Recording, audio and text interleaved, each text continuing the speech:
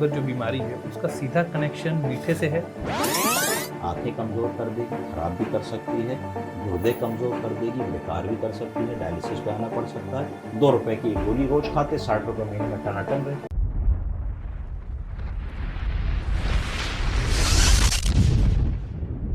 आज के समय में बीपी है, शुगर है, ये बहुत कॉमन बीमारी हो गई है और ये दोनों ही ऐसी बीमारी हैं जिनकी वजह से 100 और नई बीमारियां होती हैं।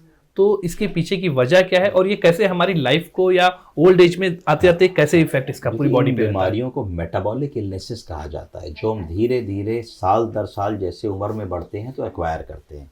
अब अगर आपने बात छेड़ी डायबिटीज़ मेलाइटस की, तो डायबिटीज़ क्या है? डायबिटीज़ का मतलब है कि हमारे शरीर में इंसुलिन बनना कम हो गया, जिसकी वजह से शुगर बढ़ने लगी, इसको डायबिटीज़ हमने कह दिया। तो इसके 2 कारण हैं कि जहाँ इंसुलिन बनती है उसको पैंक्रियाज और बीटा सेल्स कहते हैं, वो अपने हिसाब से इंसुलिन बना रहे हैं। आपका वजन 55 किलो है, बढ़िया इंसुलिन बन रही है। 60 हुआ तो भी बढ़िया बन रही है, 65 हुआ तो भी बढ़िया बन रही है। पर जब 85 किलो हो जाता है तो वो इंसुलिन कम पड़ने लगेगी ना।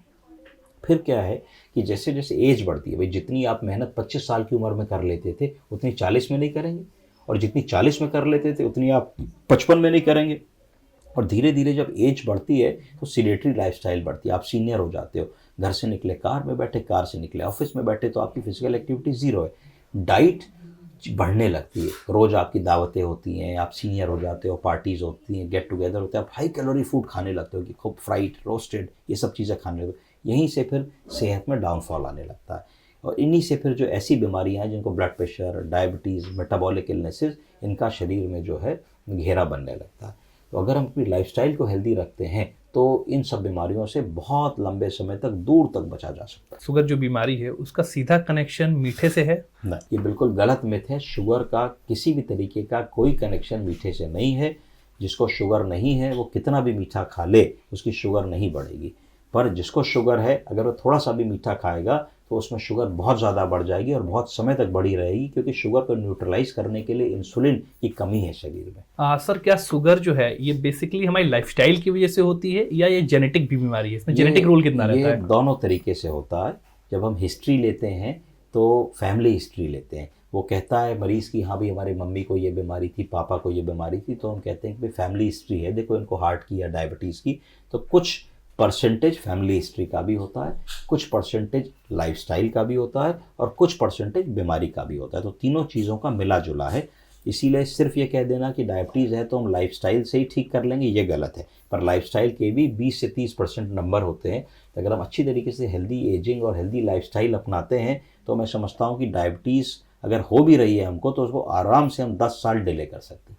क्या सर फैमिली हिस्ट्री अगर है तो उसको भी हम डिले कर सकते हैं अपनी लाइफस्टाइल में बेहतर करके, चेंजेस करके? देखिए, हर चीज़ का एक थ्रेशोल्ड होता है। ऐसे समझिए कि अगर मान लीजिए कि किसी की शुगर अनकंट्रोल्ड रहेगी 20 साल 15 साल लगातार, तो 3 नुकसान कर देगी। आंखें कमज़ोर कर देगी, ख़राब भी कर सकती है, गुर्दे कमज़ोर कर देगी, बेकार भी कर सकती है, डायलिसिस पे आना पड़ सकता है, और नसें कमज़ोर कर देगी कि आप को ठंडे गर्म का परसेप्शन ख़त्म हो जाएगा। आप बिल्कुल धूप में निकले, आपको गर्म ठंडे फर्श का पता ही नहीं लगेगा, आपका पैर जल जाएगा पर आपको आभास नहीं होगा। तो इन तीनों नॉन कॉम्प्लिकेशन है डायबिटीज़ के, रेटिनोपैथी, न्यूरोपैथी, नेफ्रोपैथी। तो ये 20 साल में हुए। 20 साल में कैसे हुए? एक दिन में नहीं हो सकते। जब हमें पता है कि हमको डायबिटीज़ है, हमने अपना वजन नहीं घटाया, हमको पता है कि डायबिटीज़ है, हमने अपना इलाज नहीं किया, हमें पता है कि डायबिटीज़ है, हमने डॉक्टर को नहीं दिखाया, बार बार अपने आप को झूठी दिलासा देते रहे कि आज खा लेते हैं, आज ये कर लेते हैं, फिर बाद में देखा जाएगा।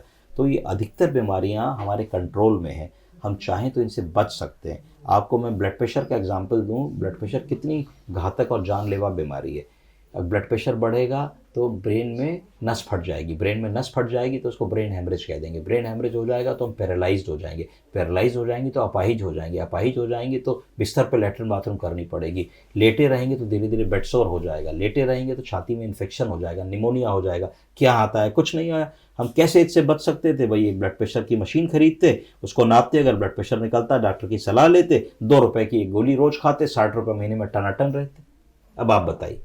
और प्रतिदिन लाखों लोगों को ब्रेन हैमरेज हो रहा है, और सिर्फ इसी वजह से हो रहा है कि वो अपनी शुगर और ब्लड प्रेशर की दवा को टाइम पे नहीं खाते। तो ब्लड प्रेशर की दवा जगह जगह मिलती है, जगह जगह सरकारी चिकित्सालय हैं, सहज है, हम ही अपने स्वास्थ्य के प्रति जागरूक नहीं है। दूसरा एग्जाम्पल लीजिए, हम और आप ही हैं, अगर दांत में तकलीफ होती है तो पहले हम सारे तिकड़म अपना लेते हैं, वे लौंग खा लो और तेल लगा लो, हाँ, वो सारे और घर के सब कर नुस्खे लो, जो हैं। दवा खा लो। जब सब फेल हो जाता है, फैमिली फिजिशियन से फ़ोन पे बात कर लो, तब हम डेंटिस्ट के पास जाते हैं। इस अप्रोच को अगर हम बदलेंगे तो हमारी सेहत ज़्यादा अच्छी रहेगी।